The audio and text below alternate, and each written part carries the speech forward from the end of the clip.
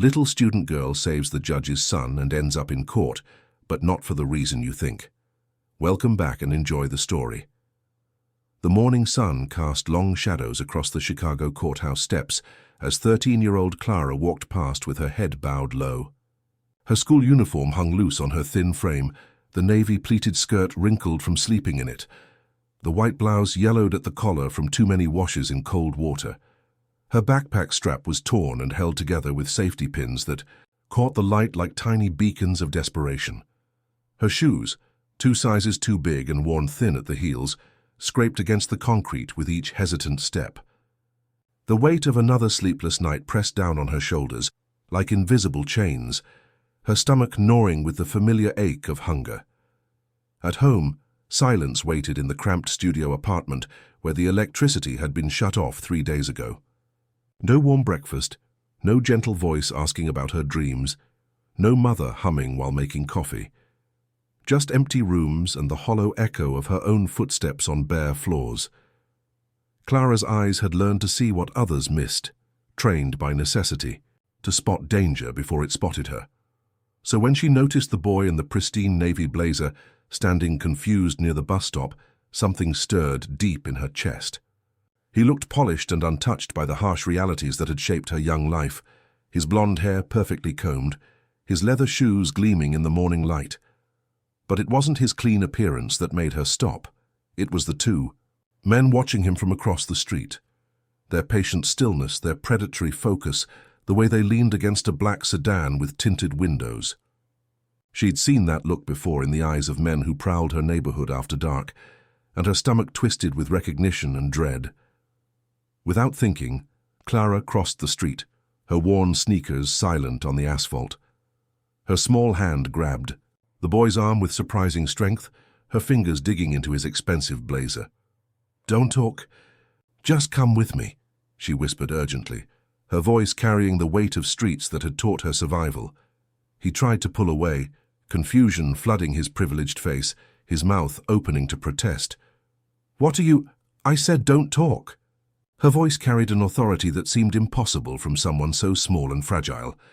She pulled him toward an abandoned bakery, its windows boarded with plywood and forgotten by a city that had moved on, leaving behind only memories of fresh bread and community. The smell of stale flour and neglect filled their nostrils as they ducked into the shadows, dust motes dancing in the thin streams of light that penetrated the broken boards. The boy, Daniel, though she didn't know his name yet, stared at her. With a mixture of horror and disbelief, his pristine world suddenly contaminated by reality. "Who are you? Do you know who I am? My father is Judge Whitmore." Clara's eyes flashed with something between anger and exhaustion. "I don't care who your father is or how much money you have. Those men were following you, watching you like hawks watch mice. If I hadn't pulled you in here, you'd be gone by now, and no judge in the world could help you." Her words hung in the dusty air like a prophecy, heavy with the wisdom of someone who had learned too much too young. Daniel's privileged world had never prepared him for this moment of raw truth. His hands trembled as he peered through a crack in the boarded window, watching the street with new eyes that suddenly understood vulnerability. The men had vanished like smoke, but their presence lingered in his mind, making his chest tight and his breathing shallow. For the first time in his 15 years, he understood fear, real primal fear that made his stomach clench and his perfect posture crumble. "I'm Daniel," he whispered, as if saying his name might anchor him to the safety he'd always taken for. "Granted." Clara remained silent, her back against the crumbling wall, watching him with eyes that held depths he couldn't fathom. She pulled a stale sandwich from her backpack, carefully unwrapping the plastic bag, and offered him half without a word. He wanted to refuse, his privileged palate rebelling, but hunger and gratitude made him accept the gift with hands that had never known want. The narrative hook tightened around both their lives, 2 children from different worlds, bound together by circumstances neither could have imagined, each about to discover that survival sometimes requires the courage to trust a stranger. The city erupted in panic when Daniel Whitmore disappeared from his usual route to school. Police sirens wailed through the streets like mechanical banshees, helicopters circled overhead with searchlights cutting through the morning mist, and news vans gathered like vultures around the courthouse steps. Radio broadcasts interrupted regular programming with alerts and descriptions, and volunteers organized search parties that combed every park and alley. But the person most affected was Judge Richard Whitmore himself, the man whose reputation for stern justice and unwavering judgment had made him both respected and feared in legal circles. He sat in his oak-paneled office, staring at his son's school photo with hands that wouldn't stop shaking, his usual composure cracked like ice in spring. For the first time he realized how little he truly knew about the boy he'd raised with. Rules instead of love, schedules instead of conversations, expectations instead of understanding. Have you ever experienced or know someone who has experienced the desperate search for a missing family member? Share your thoughts in the comments. The turning point came on the second day when Clara realized the danger hadn't passed, but had instead intensified. The same predators who had stalked Daniel were now hunting both of them, their black sedan circling the neighborhood like a shark, sensing blood.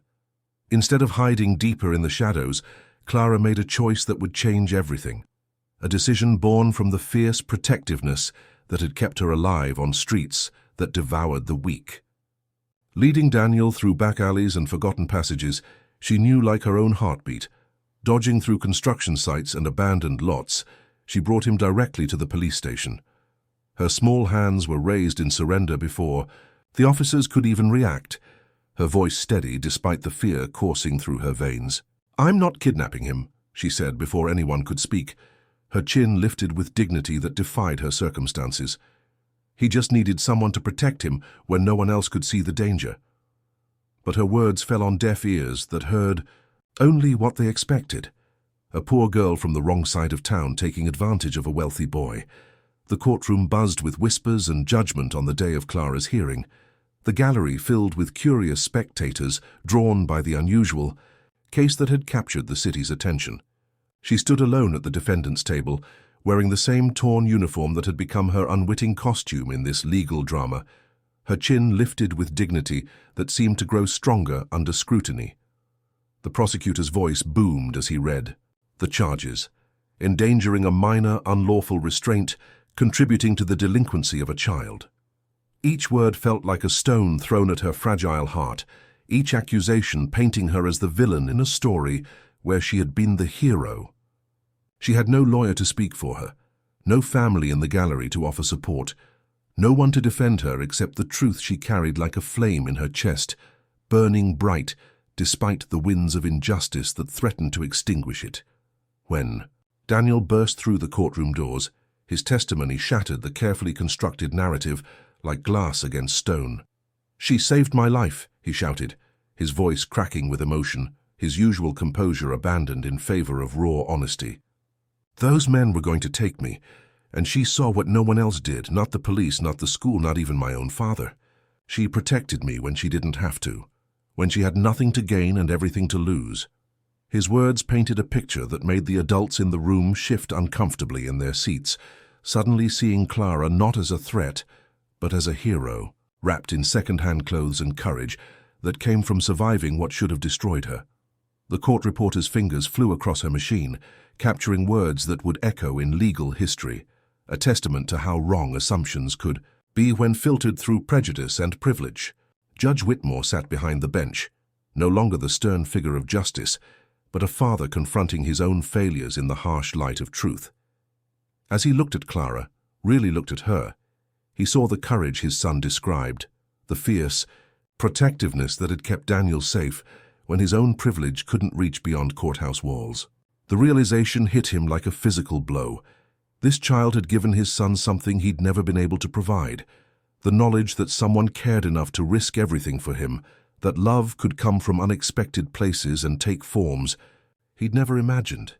His judicial robe suddenly felt heavy with the weight of his blindness, and he understood that justice sometimes required removing the barriers between bench and humanity.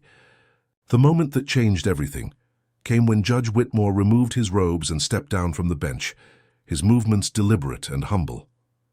The courtroom fell into stunned silence as he walked around the barrier that separated him from the people he judged, his footsteps echoing in the suddenly sacred space. "I want to speak," he said, his voice barely above a whisper but carrying across the room like thunder.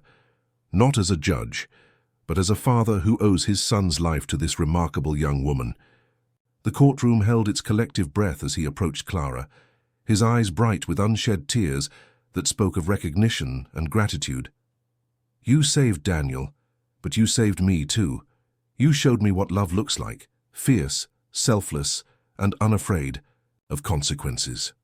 Clara's carefully constructed composure finally cracked as she looked up at this powerful man who was humbling himself before her, his vulnerability making him more human than his robes ever had. "I don't want anything from you," she whispered, her voice thick with emotion and the fear that kindness might be another form of manipulation. But Daniel stood in the gallery, his own tears flowing freely as he watched his father become the man he'd always hoped he could be. "I do," he said, his voice carrying across the silent courtroom. "I want Clara in my life. I want her to be my sister. She's the first person who ever really saw me, who cared about me without caring about what I could give her." The words hung in the air like a bridge between two different worlds, connecting hearts that had been separated by circumstances neither had chosen.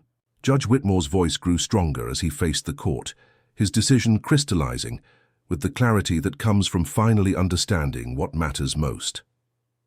"I petition for legal guardianship of Clara Martinez," he announced, his words carrying the weight of law and love combined. Not as charity, but as the completion of a family that was broken long before we knew we needed her. Clara stared in shock, her walls crumbling as hope dared to peek through cracks in her armor. "But I don't know how to be a daughter," she admitted, her honesty cutting through years of protective cynicism. The judge's smile was gentle and real, transformed by the understanding that had been born from crisis. "I'm still learning how to be a father," he replied. "We'll figure it out together." The gavel fell with finality, and with it, Clara's old life ended and her new one began, marked not by the sound of judgment, but by the whisper of possibility. That evening, Clara sat at a dinner table laden with food she hadn't dared dream of, her place setting matched with china that reflected light like captured stars. Clean sheets waited on a bed by a window that looked out at trees instead of empty. Lots and books lined shelves that welcomed her to worlds she'd only imagined. Judge Whitmore, who gently insisted she call him Richard, asked about her day, her dreams, her hopes for tomorrow. For the first time in years, someone listened to her answers as if they mattered, as if her thoughts and feelings had value beyond survival. Daniel sat beside her, no longer the confused boy from the street, but her brother in every way that counted, sharing stories and laughter that filled the spaces where silence used to live. "Congratulations," type 7 in the comments so I know. You stayed with me until the end. Leave a like and subscribe, but only if you truly enjoy what I do here. See you.